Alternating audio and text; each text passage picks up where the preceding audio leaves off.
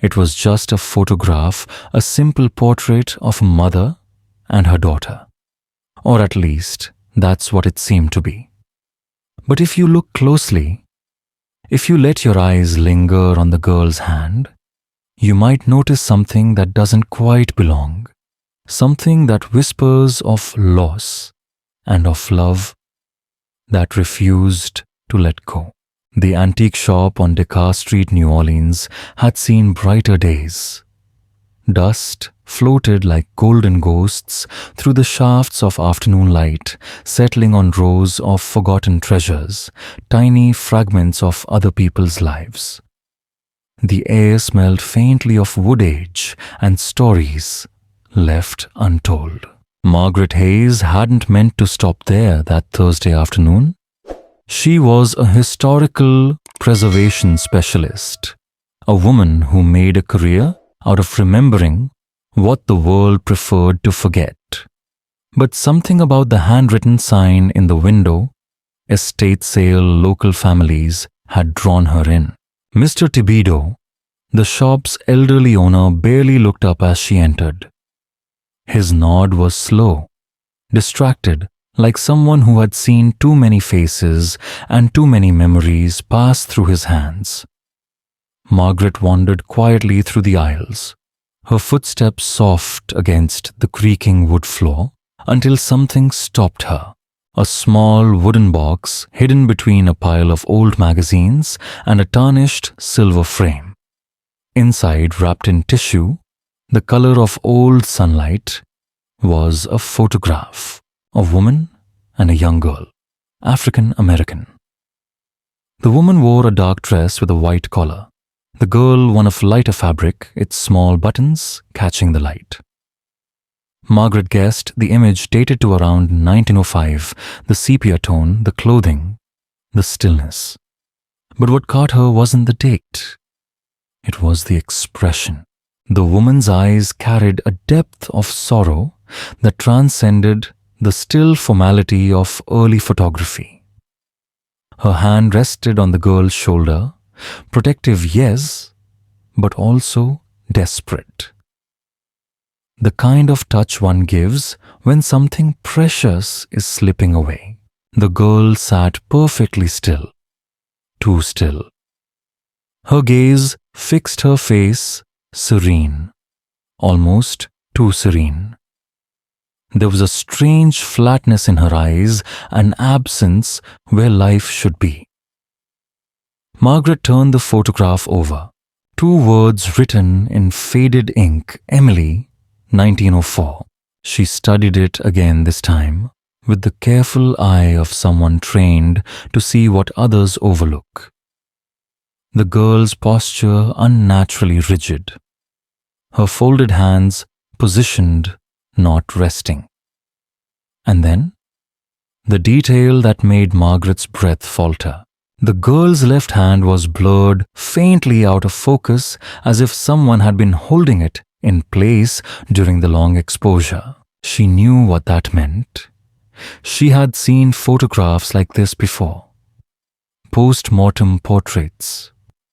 Images taken not of the living, but of those who had already gone.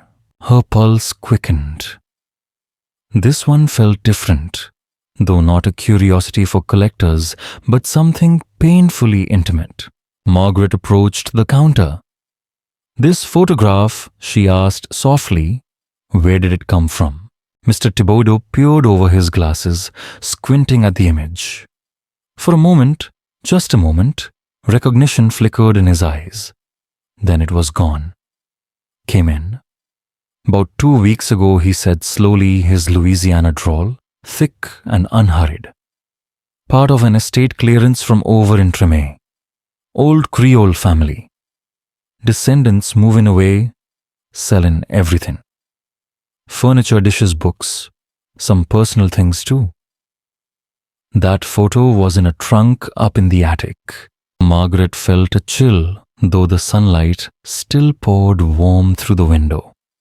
Treme, one of the oldest African-American neighborhoods in the country, its roots stretching deep into the early 1800s. If this photograph had survived there for a century, who were they? What story had the picture tried and failed to keep buried? Did they mention anything about the people she asked? Mr. Thibodeau shook his head. No, ma'am. Said the grandmother kept a lot of old things. She passed about 5 years back. Nobody went through her things till now. He paused, his voice softening. You thinking of peanut? Yes, Margaret replied. How much? $20. She paid carefully, sliding the photograph into her bag as though it might crumble if touched too firmly. Back at her office in the Louisiana Historical Society, she prepared her workspace with the care of someone performing a ritual. Soft lights, steady hands, the quiet hum of a scanner. Every shadow, every crease, every trace of ink, she would study it all. Because somewhere in that faded image, in the stillness of a child who no longer breathed and a mother who refused to let go, was a truth that waited more than 100 years to be seen again. This was no longer simple curiosity. Something in the photograph had taken root inside her, quiet, insistent, impossible to ignore. It felt as though the woman and her child were waiting for her, asking to be seen. Margaret scanned the image at the highest resolution, watching as the century-old details unfolded, pixel by pixel on her screen. The woman's face came alive. First, the faint puffiness around her eyes, traces of tears that had long since dried. Her jaw was set tight, holding together the pieces of herself that grief had tried to scatter. Behind them, a painted studio backdrop hinted at a modest interior scene, the kind that photographers use to make ordinary families look just a little more dignified. And then Margaret's gaze fell again upon the girl's hands. At first glance, they seemed serene, folded neatly in her lap. But zoomed closer, the illusion began to tremble. The left hand, the one that had caught her eye in the antique shop, wasn't resting naturally at all. Beneath the sleeve, faint but visible, was the outline of a thin support wire, a stand meant to hold a limb in place. Margaret leaned back slowly. The truth settled over her like a long-forgotten shadow. She had been right. This was a post-mortem photograph, a practice common in the late 19th and early 20th centuries when families too poor to afford portraits in life would commission one final image, in death. The child posed as if asleep, her stillness eternal. The parents standing nearby, willing themselves not to break. Margaret had studied these images before in lectures, archives, academic papers, but never had she felt one like this. Holding it now was like cradling someone else's grief. The knowledge that this was a mother's last act of love, her desperate attempt to keep her daughter close just a little longer, made the air around her grow heavy. This was not an artifact. It was an echo of heartbreak. Margaret began to dig deeper, her researcher's mind awakening in tandem with her empathy. She focused on New Orleans, early 1900s, a city of many faces, many sorrows, a place where cultures intertwined and history never truly rested. Photographic studios had served all communities, but African American families often had fewer choices and paid higher prices for even the smallest comforts of remembrance. For a poor black family in 1904 to afford a portrait, even one such as this, was no small thing. It was a sacrifice. She turned to her reference books, tracing the paper with her fingers as she searched. The backdrop style, the light, the mounting board, all subtle signatures of the person behind the camera. Yet something stood out. The cardstock bore no studio name, no address. Most photographers of the era proudly stamped their mark, but not this one. It suggested a small private operation, perhaps someone who served the black community, discreetly away from the eyes of a segregated society that preferred to forget their grief. Margaret jotted a note to visit the New Orleans Public Library archives the next morning. The city directories there, she knew, could whisper names the world had long since silenced. Evening descended slowly, warm and golden through her office windows. Still, Margaret couldn't bring herself to put the photograph away. The mother's face haunted her. There was grief there, yes, but beneath it, a fierce will. A strength that refused to yield to loss. This woman had wanted this photograph made. She had dressed her daughter carefully, pressed her small dress until every crease was perfect, pinned a simple brooch at her own collar, a touch of grace, perhaps her only one left. And then she had sat beside the body of her child, holding herself perfectly still through the endless minutes of exposure, until the shutter finally clicked. Even in death, she had insisted on dignity. Emily Margaret whispered to herself, staring at the faded ink on the back. Just a name. Just a year, 1904.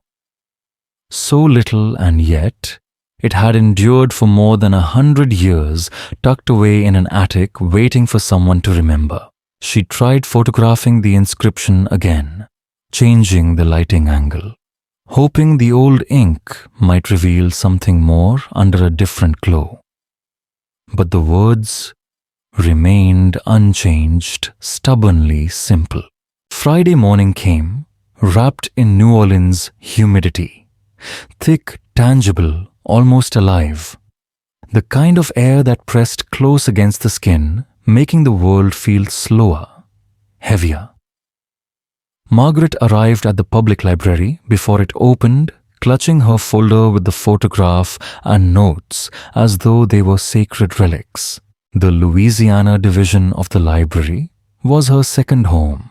Vast shelves lined with the bones of history records, maps, letters, city directories dating back generations. At the desk stood James Winters, the head archivist, a retired professor with eyes that still carried the light of discovery. He'd become something of a mentor to Margaret over the past few years. Margaret. He greeted her warmly, his voice carrying the comfort of old books and quiet afternoons. You've got that look again? You found something. She smiled faintly and unfolded the photograph. As she spoke, describing where she'd found it and what she'd uncovered, his expression shifted from curiosity to sorrowful recognition. Post-mortem, he murmured softly, tracing a finger along the edge of the image. Poor child, and the mother. Look at her face. She's holding herself together through sheer will. He turned it over. No studio mark. That's unusual. Come, I want to show you something. James led her to a quieter corner of the archives where old city directories lined the shelves in thick, faded volumes. He selected several from the early 1900s, their spines brittle with age. You won't find many of the African American photographers listed in the main directories back then, he explained gently. But they existed. They served their communities quietly. Some advertised in church bulletins, others in small black newspapers. A few even filed licenses with the city. He handed her one of the books its pages thin as moth wings. "If we're lucky," he said, "one of them might have taken this photograph." And as Margaret traced her fingers down the columns of forgotten names, she couldn't shake the feeling that somewhere within these dusty pages, someone was waiting to be found. They spent the morning lost among paper ghosts, pages that smelled of dust and memory. Margaret and James sat side by side beneath the dim lights of the archive, turning through fragile records that whispered softly as they moved. 3 names surfaced, 3 photographers who had worked in or near Treme between 1903 and 1905. But one appeared again and again: Arthur Beaumont. A name inked into the fragile fabric of New Orleans history. Beaumont James murmured the word, heavy with recollection. "I've seen that name before. Somewhere." He disappeared into the back archives, his footsteps fading down the narrow aisle. 20 minutes later, he returned holding a thin folder as if it might dissolve in his hands.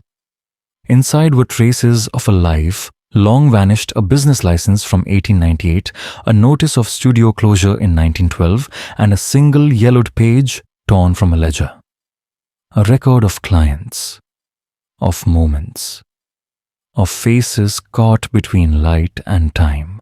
Margaret's hands trembled slightly as she unfolded the page. The handwriting was elegant but fading, the ink bleeding faintly into the fibers. Most entries were little more than first names, fragments without context. But halfway down, she stopped breathing. Emily. Memorial portrait. October 14th, 1904. "That's her," she whispered, her voice barely audible. "It has to be." There was no surname, no address. Just that single word, Emily, and the coded phrase, "memorial portrait," the polite language of the grieving. The date struck her like a heartbeat. October 14th. Margaret's mind began to turn.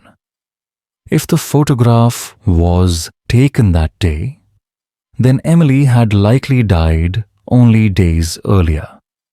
And if she had, there might be a record, a name caught briefly in the city's endless ledger of loss. New Orleans had kept death certificates since the late 1800s, though for black families, the archives were often incomplete, fragmented, or misplaced. Still, Margaret went to the Louisiana State Archives that same afternoon determined. Hours passed beneath the sterile hum of fluorescent light as she sifted through brittle paper and looping handwriting. Each entry was a story of sorrow, small coffins, short lives, and parents whose grief had long turned to silence. Then she found it. Emily colored. Age approximately 7 or 8. Died October 11th, 1904, 3 days before the photograph. Her pulse quickened. The age matched perfectly. The date aligned. But the record was painfully sparse, no parents' names, no address, only a cause of death listed simply as fever. A word that could mean anything. Typhoid, scarlet fever, or perhaps something nameless, lost to time. Margaret felt a deep ache in her chest. So many lives recorded with so little care, their stories reduced to a few strokes of ink. But she knew better than to believe that absence meant erasure. If the state could not remember Emily, perhaps the church still did. That night, she composed letters, quiet appeals to memory, reaching out to Treme's oldest congregations. Churches that had endured when so much else had fallen away. It was St. Augustine Catholic Church that answered first. Its archivist, Sister Marie, wrote back with a calm assurance that only the keepers of long histories possess. Our records go back to the 1840s, she said over the phone. If this child was part of our parish, she will be in our books. Margaret thanked her and agreed to visit Monday morning. But the weekend felt impossibly long. She had pinned the photograph to the wall of her office, larger now, clearer, almost alive. The woman's face had become familiar, hauntingly so.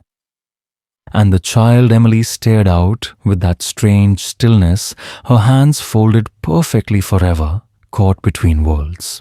By the time Monday arrived, the New Orleans air was thick as syrup clinging to the skin. The church rose before her on St. Claude Avenue, solemn and beautiful, its stones steeped in the weight of faith and time. St. Augustine had survived it all: slavery, war, segregation, and silence.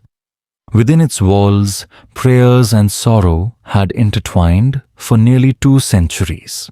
Margaret stepped through the heavy wooden doors, and at once the cooler and faint scent of old candles surrounded her like a benediction. Sister Marie was waiting, a small woman in a pale habit, her eyes gentle but sharp with intelligence.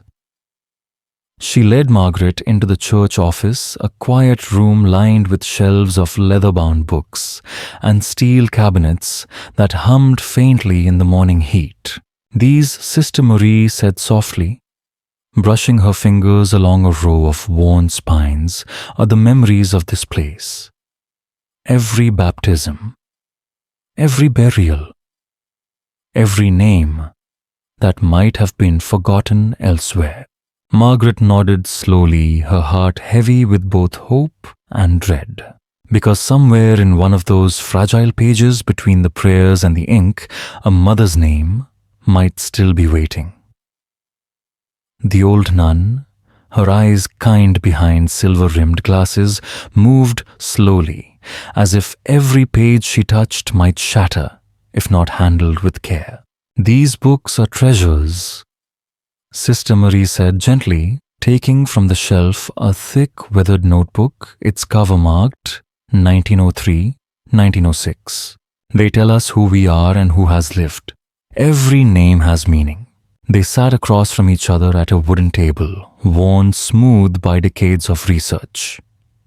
Sister Marie opened it to the entry for October 1904, her fingers slowly moving over each name, each date, then stopped. "Here it is," she said softly. "Emily, October 13, 1904. Margaret bent down, her heart pounding. The inscription read, "Emily Ruth's daughter, age 7, died, October 11th of fever. Buried, October 13th, 1904. Grave 47 St. Louis, Cemetery No. 2. Father unknown. Ruth, now the child, had a mother, a name, a touch of the warmth of the one who had held her. Is there a baptismal record?" Margaret asked, her voice trembling slightly. Sister Marie turned back a few pages, searching with patient eyes. Here she smiled sadly. "Emily, born June 3rd, 1897. Baptized June 20 of the same year. Mother Ruth Williams. Father unknown. Williams, Ruth Williams, and her daughter Emily." It was common in those days not to have a father's name written, Sister Marie said softly, as if afraid to awaken the past. Sometimes they were dead, or the matter was simply too complicated to record. We just wrote what the mother said. Margaret quietly took out the photograph. "Here they are," she said. Sister Marie looked at it for a long time. Then she crossed herself, her voice trembling.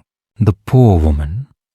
Even after losing her child, she still saved to have this photograph. She wanted to keep her child with her, even if only in a picture. And Ruth Margaret asked, was she still in the parish? Was there anyone else in the records? Sister Marie flipped through a few more pages. Then she stopped abruptly. Oh, God. The handwriting trembled. Ruth Williams, age 29, died February 3, 1905. Cause grief and tuberculosis. Buried February 5, 1905. St. Louis Cemetery, number 2, grave 47. The disease was wasting the old name for tuberculosis, but the priest had written first grief pain. Ruth died of the disease, but also because her heart could not bear the loss. Both mother and daughter buried in the same place, grave number 47. That afternoon, Margaret arrived at St. Louis Cemetery number 2. She held a special permit from the diocese. The caretaker, Mr. Duchamp, was waiting at the old iron gate, holding a map so tattered that it was only a patchwork of fragments. Section 47 is in the oldest section, he said, but I must warn you, many of the gravestones are long gone. Rain's son thieves. Time has taken most of them. They walked along moss-covered paths, past high graves where the stones were cracked like the skin of centuries. It must be around here, he pointed. But there probably aren't any gravestones left. Margaret bent down, feeling her way through the weeds and rubble. Some had wooden crosses, others were flat stones half buried in the ground. And then, in the shadow of a large grave, she saw it, a small cracked stone, almost lost in the thick moss. She knelt down, brushed the grass away. With her hand poured some water on the stone and wiped it gently with a soft brush. The letters gradually emerged like a whisper from the past. Emily Williams, 1897-1904. Ruth Williams, 1875-1905. Mother and child reunited in heaven. Someone had carved it here. Someone had remembered, loved, and not wanted them to be forgotten. Margaret sat silently, tears welling up in her eyes. She had not just found their names, she had found them for real. Two people who had loved lost and finally rested together. In the wind, someone seemed to whisper, "Every name found is a soul returned." Can you hear it? The pain was too much to bear. Sickness, poverty, and the hardships of being a single black woman in the Jim Crow era, all wrapped around Ruth Williams. Margaret photographed the headstone from different angles, carefully noting its location, as if each detail might help the mother and daughter be remembered a little longer. Then she sat for a long time, just to be with them quietly. The cemetery was quiet. The bird song mingled with the distant sound of traffic outside. Margaret spoke softly, almost in a whisper. "I'm sorry. I'm sorry you had so little time together. I'm sorry the world was so cruel. But I found you. Your pictures still exist, and your story still lives." Back at the Louisiana Historical Society, Margaret began to piece together Ruth Williams's life. In the 1900 census, she found a familiar name. Ruth Williams, female, age 25, laundress, widow. Widow? So there had been a husband, Emily's father, though his name did not appear in the baptismal register. Curious, Margaret looked up the death records from 1896-1897. And there he was. Thomas Williams, male, age 28, died.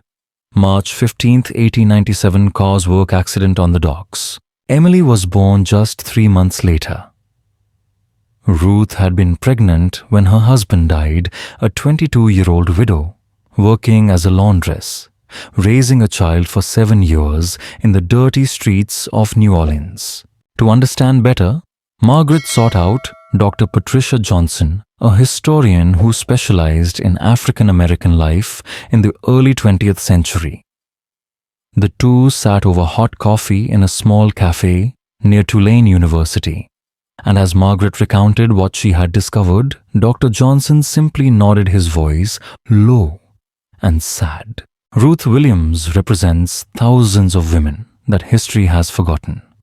Single black mothers in the South at that time had almost no support. They worked themselves to the bone. Their wages were not enough to feed their children. And when the child got sick, she paused, her eyes moist. There was no way to save their child. A simple fever, if the child was rich, had a doctor had medicine, it would pass. But for a child like Emily, it could be the end. Margaret mused. The records said grief and tuberculosis. Could grief kill? Dr. Johnson nodded slightly. You could say that. Tuberculosis was rampant in the cramped, damp, poor neighborhoods. Ruth probably had the disease before. Then losing her child, the pain weakened her body. The disease progressed more quickly. But maybe she simply didn't want to live anymore. When you lose everything, when there's no reason to hold on, sometimes you just give up. Margaret remembered the photo again. Ruth's face in the dim light, her gaze determined in the midst of pain, but she still went to the photo studio. She didn't give up. Dr. Johnson smiled softly, his eyes filled with respect. No, it wasn't giving up. It was love. She knew the world could forget them, but she wouldn't let it happen. That photo was an affirmation. My child exists. My child deserves to be remembered. It was an act of resistance. It was dignity. It was a mother's love that transcended all barriers. But for Margaret, the story wasn't over. There was another person, the man who took the photo, Arthur Beaumont. She went back to the archives looking for that old name in Freedmen's Bureau records and old black newspapers. Arthur Beaumont, born in 1858 in Mississippi, into slavery. After his emancipation, he went to New Orleans, learned photography, perhaps working as an assistant to a white photographer. By 1898, he had opened his own shop, a small one, but a rare place serving the black community in Treme. Margaret found his obituary in the Southwestern Christian Advocate in 1912. He died in December, aged 54. A compassionate man who believed that every life deserved to be remembered whether he had money or not. The phrase "without being able to pay" left Margaret speechless. She went back to the notebook James had found. Next to Emily, memorial portrait. There was a small slanted note in the margin, no charge. Arthur Beaumont had taken that picture of Ruth and Emily without taking a penny. Margaret closed her eyes, imagining the scene.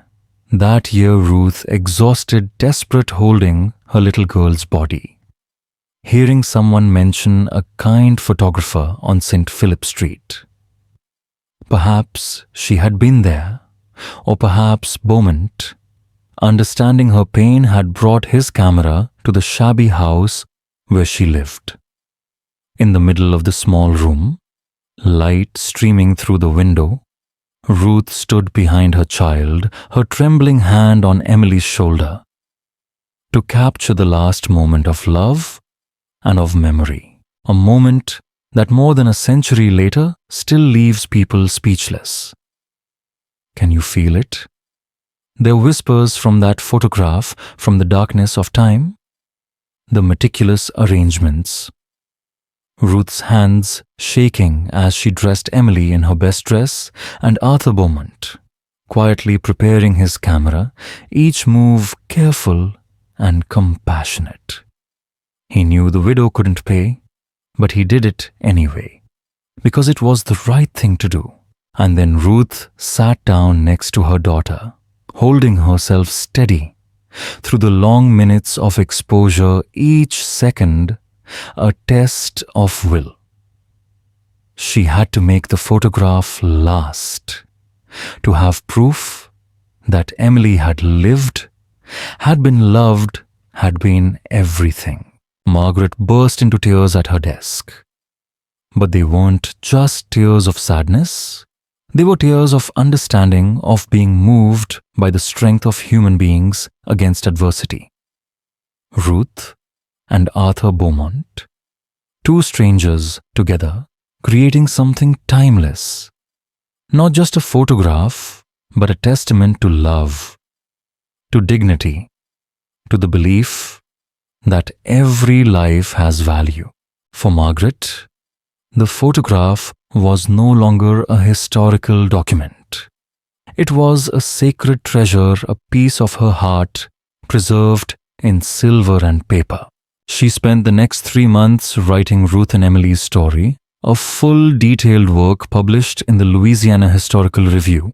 She also organized an exhibition at the Historical Society called Seen and Remembered Memorial Photography in the African American community of New Orleans. And in the center of the dimly lit room, housed in a temperature-controlled glass case, was the photograph of Ruth and Emily, two silent yet telling faces. Alongside it, Margaret displayed documents she had found, death certificates, church records, birth certificates, cemetery plans, along with snippets of material about the lives of black working women during the Jim Crow era, and about Arthur Beaumont, the photographer who gave memories to those who couldn't afford them.